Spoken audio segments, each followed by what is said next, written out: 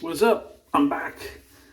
So weird thing, I don't know, Barber Dave. It just it's his shop, it's his special. I'm just advertising it, but he didn't like the way I was calling out his weekend special last week. So he said there's a requirement now that I need to send my video to his production team for review and possible censoring before it gets released. So I don't know. We'll see. So whatever you guys see is what happens after it's been through that process. So you know what though, Barber Dave, and that's that. So today I went with the Shavette with a feather blade in it. I used to use feathers all the time until I got into the Wizamits, and the Wizamits took over. So I used a feather last time in the 6S, put a feather in this. It's just yesterday's shave was so mild, I thought I'd do something the opposite of mild, using Charmer shave soap, because also yesterday I mentioned I need to bring in another talc. So I brought in my Yard Liquidy talc. Plan to use that, and it actually matches pretty well with the Charmer. So we'll go ahead and get started on this thing. So anyway, talking about Barber Dave and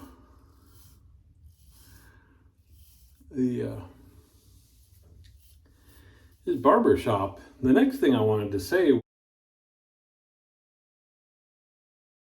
But anyway, that's enough about that, and that's all water under the bridge anyway.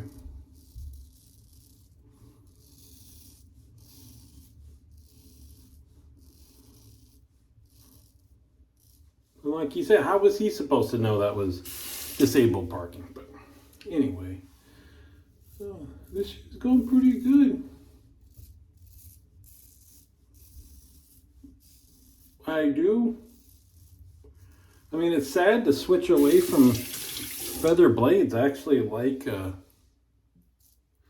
it's a silly thing. Physically, I like their blades, the look of them. They got a little feather etched into and it's a feather. They're cute. They're cute. Went to the city yesterday. So I mentioned yesterday's video is very gray, rainy. Hadn't been to the city for a while to the Scottish store, which happens to sell scotch. What am I to do? But it's actually a Scottish store. They've got some Scottish import foods. You can order kilts and official tartans there. All that kind of stuff. But they were doing a tasting. They don't sell just scotch. They have a huge scotch section, but sometimes they bring in distributors. So this distributor had whiskey from India and Japan. And I've tried a couple ones from India before and did not like them at all. At all. Should I do? See, I'm starting the third pass. I'll just do it the way I always did it. I've been trying this a little bit. It's just I have to change the whole routine, right? Do the bottom part first so I can hold on to it. Yeah.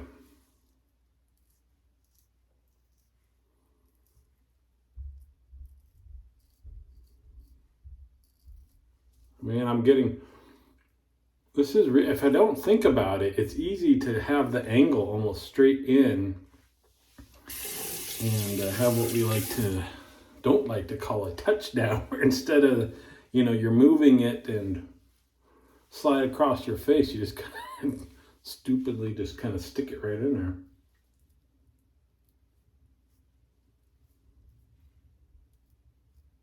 There we go. All right, now I can start talking. It's kind of tough because you want it to be moving just a little bit when you touch down, but when you're trying to edge the goat there, you don't want to start moving too soon, otherwise it'll start creeping in. I tried one of the two he had from India. One was finished in a wine cask, which I'm not Not a big wine cask finished guy. It's just a little bit too sweet for me. The other one was okay. I've never tried any from Japan, and I should have spent more time. I waited till I was almost done in the store. I was like the only one there, and I was gonna then go up and chat him up, and I started chatting him up and learning about some stuff and trying, and then all of a sudden like 6 people came in, and then it just became like just too much. But he had 2 brands from Japan. The one I didn't try actually distills their own whiskey from rice, which I was interested in getting the taste of. The other one sources their whiskey. Wasn't really even, I can look it up. I got the bottle on, but it was lightly peated. So I tried that because I like peated Scotch, and there was one that was no age statement that was actually very good, and then one that was 10 years age statement that was really bad, which is interesting because usually the more age, the more I like them. But it tasted the non-age statement tasted exactly like Scotch to me. And I know the rules in Japan used to be loosey-goosey in terms of what was made there. Did they just buy Scotch and bottle it there, finish it there? I might look up the brand. I got the non-age statement bottle. Luckily, that was less expensive than the 10-year one anyway. That's kind of neat. They do that a lot. Online, it's I think it's the Whiskey Shop USA or something like that, because they'll ship out. They do a lot of, on the weekend, a lot of free live tastings from distributors. Anyway, so that's that. That's a good shave. Lovely. Zoom call today.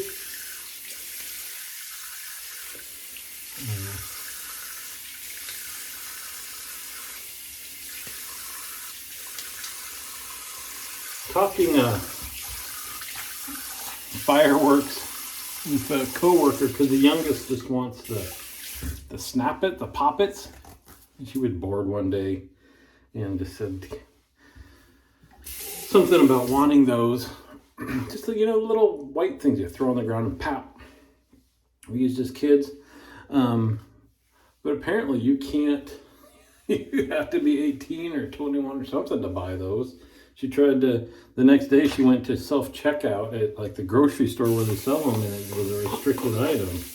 So I was talking to somebody at work about that, and we were just remembering that and remembering the little cap guns.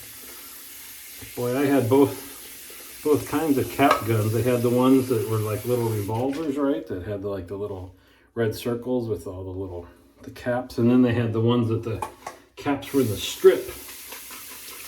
And at that point, it's like you don't even need, who cares about the gun? You just buy the little roll of caps and find yourself a rock, and there was your afternoon, boy.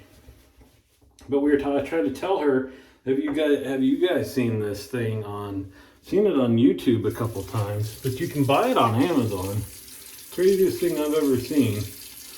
Other than there's that one time at Hombre's Barbershop where this one guy.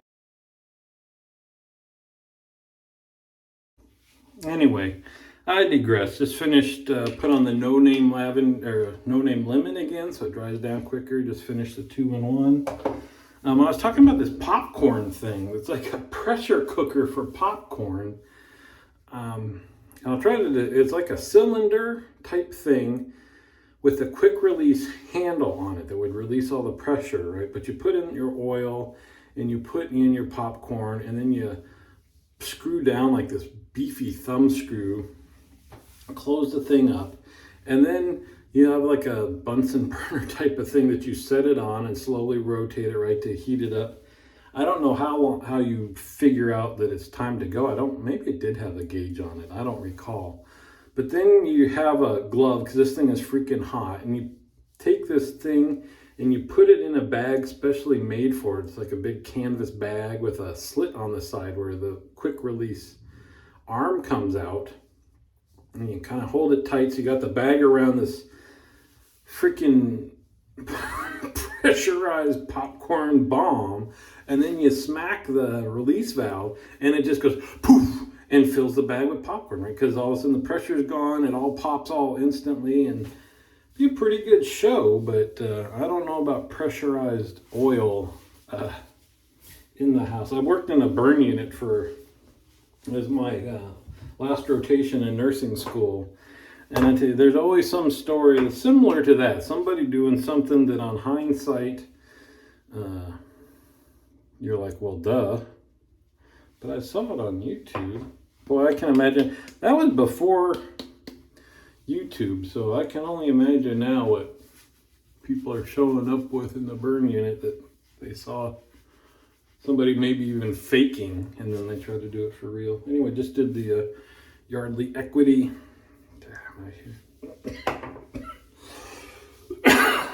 Mercy. That's a lot of the talk.